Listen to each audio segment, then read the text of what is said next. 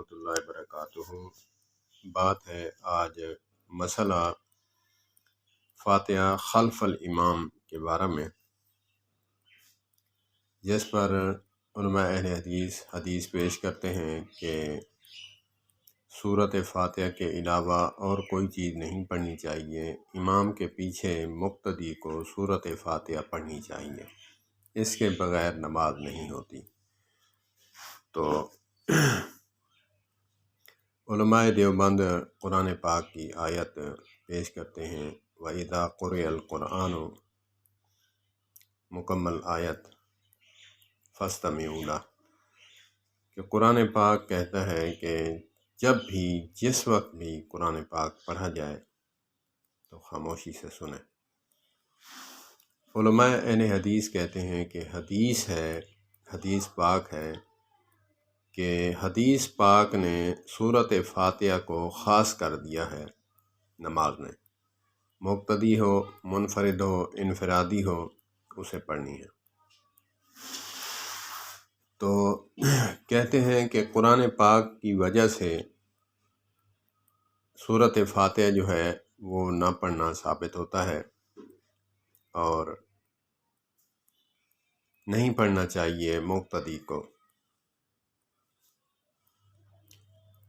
ہم کہتے ہیں حدیث پاک کی وجہ سے سورۃ فاتحہ خاص ہو گئی نماز میں، مقتدیوں کے لیے، انفرادی ہو، امام ہو، جو بھی ہو۔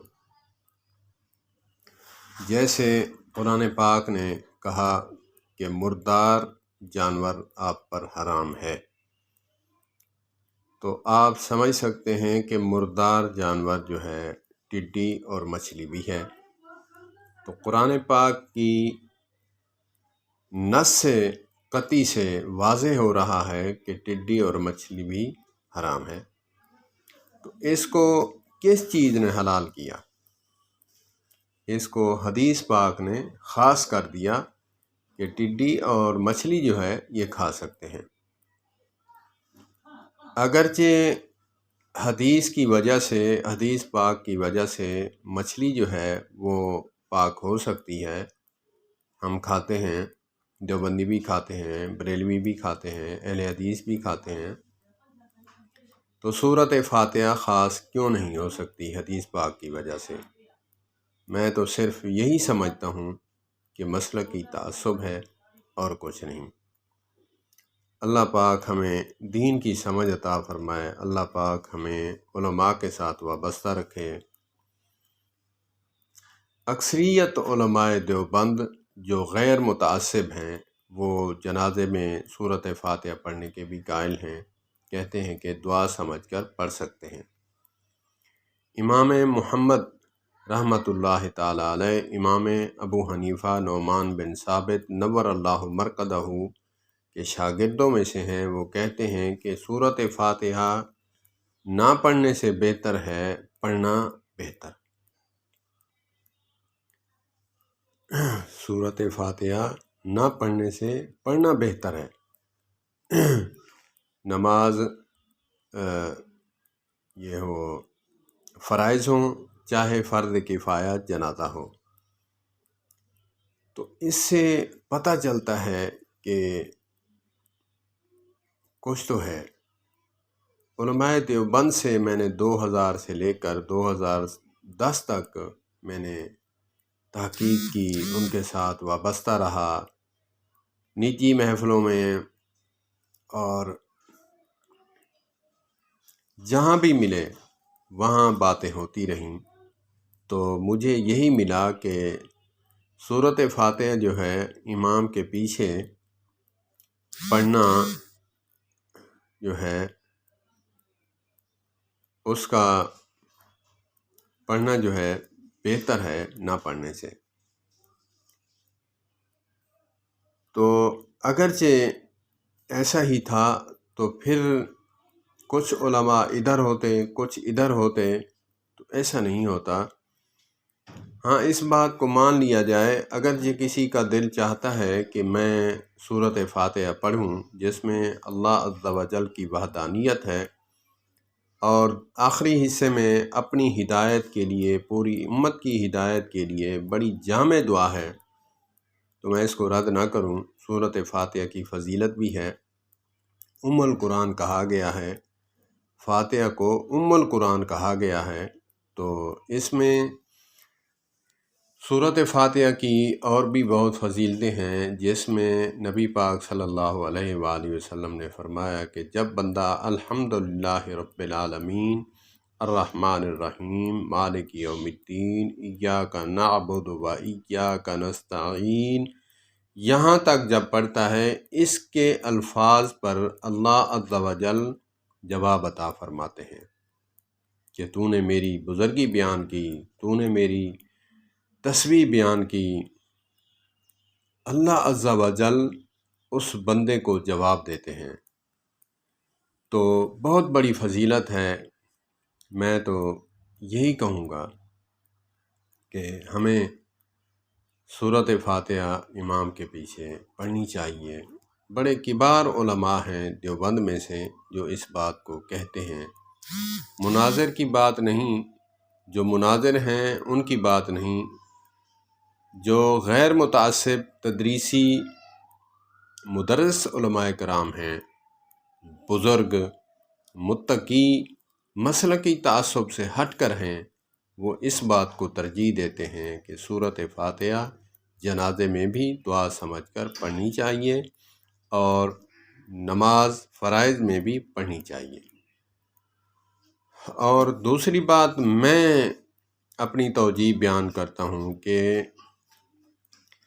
علماء اہل حدیث بغیر جو ہے عمامہ اور ٹوپی کے نماز پڑھتے ہیں، عوام الناس پڑھتی ہے، تو علماء نہیں پڑھاتے۔ علماء بغیر کپڑے کے نماز نہیں پڑھاتے۔ اگر سنت ہے تو امام کو بھی پڑھانا چاہیے، سنت نہیں تو پھر سب کو پہننی چاہیے۔ اسی طرح علماء اہل حدیث کو، عوام کو چاہیے کہ وہ اس بات پر بخوبی غور کریں کہ جب ہمارا امام بغیر ننگے سر آتا ہے تو ہم سے مقتدیوں میں سے کپڑا ٹوپی لے کر پہن لیتا ہے۔ اس کی وجہ یہی ہے کہ اس میں کچھ تو ہے، تو ہمیں چاہیے کہ ہم اس بات پر غور کریں کہ اگرچہ امام نہیں، جب نبی پاک صلی اللہ علیہ وآلہ وسلم نے ننگے سر نماز پڑھی ہے تو پھر امام کو بھی پڑھنی چاہیے، کیونکہ نبی پاک صلی اللہ علیہ وآلہ وسلم امام الانبیاء ہیں، تو اس کے منصب پر کھڑے ہونے والا امام پہلے اتار کر نماز پڑھے۔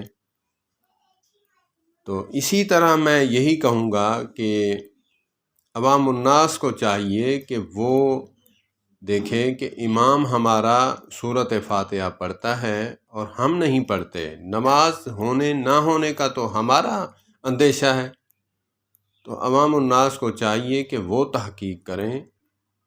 آپ کی جنگ علماء لڑ رہے ہیں، یہ کہاں کی بات ہے؟ تو میں یہی کہوں گا، گزارش کروں گا کہ علماء دیوبند کی عوام سے مؤدبانہ گزارش ہے کہ وہ تحقیق کریں۔ نماز ہونے نہ ہونے کا خدشہ اندیشہ ہے، اس پر کبار علماء کرام نے، میں نے 10 سال کا عرصہ جو ہے صرف کیا ہے، واللہ میں سوچتا تھا کہ سب چاہتے ہیں کہ ہم جنت میں جائیں، تو پھر یہ ماجرا کیا ہے؟ بس صرف اور صرف انا ہے، مسلکی تعصب ہے جو بات ماننے نہیں دیتی۔ اگر دیوبندی جو ہے اہل حدیث کی بات مان لیں تو عوام الناس کہے گی یار یہ تو ٹھیک تھے، اہل حدیث کچھ باتیں سمجھ لیں یا مان لیں تو کہیں گے دیوبندی ٹھیک تھے۔ اسی انا میں آ کر اس بات کو ٹھکرا دیتے ہیں۔ جیسے علماء اہل حدیث کی عوام جو ہے اپنی باڈی سے قیام کے وقت نماز میں ٹانگیں چوڑی کرتے ہیں، یہ بالکل غلط ہے۔ علماء اہل حدیث بھی اس کی تردید فرماتے ہیں، لیکن ماننے کو تیار ہی نہیں، مانتے ہی نہیں۔ تو اللہ پاک ہمیں سمجھ عطا فرمائے، اللہ پاک ہمیں مسلکی تعصب سے ہٹ کر مسئلے کو سمجھنا چاہیے اور عمل کرنا چاہیے۔ والسلام علیکم ورحمۃ اللہ وبرکاتہ۔ اور ایک بات آ گئی اس کے ضمن میں، اس کی تائید میں مولانا مفتی ظفر علی صاحب نور اللہ مرکزہ ایک بیان میں فرمایا کرتے تھے، فرماتے ہیں کہ ایک دہنے ہاتھ پر نماز کے بعد تسبیح سنت ہے، لیکن اس سنت کو صرف اہل حدیث ہی اپناتے ہیں، باقی ترک کرتے ہیں۔ کیوں؟ اس کی وجہ کیا سنت پر وہی عمل کر سکتے ہیں؟ ہم نہیں کر سکتے۔ ان کے تعصب میں اس بات کو چھوڑنا یہ تارک سنت ہے۔ تو بات اچھی بات کو ماننا چاہیے۔ اللہ پاک ہمیں سمجھ عطا فرمائے۔ والسلام علیکم ورحمۃ اللہ۔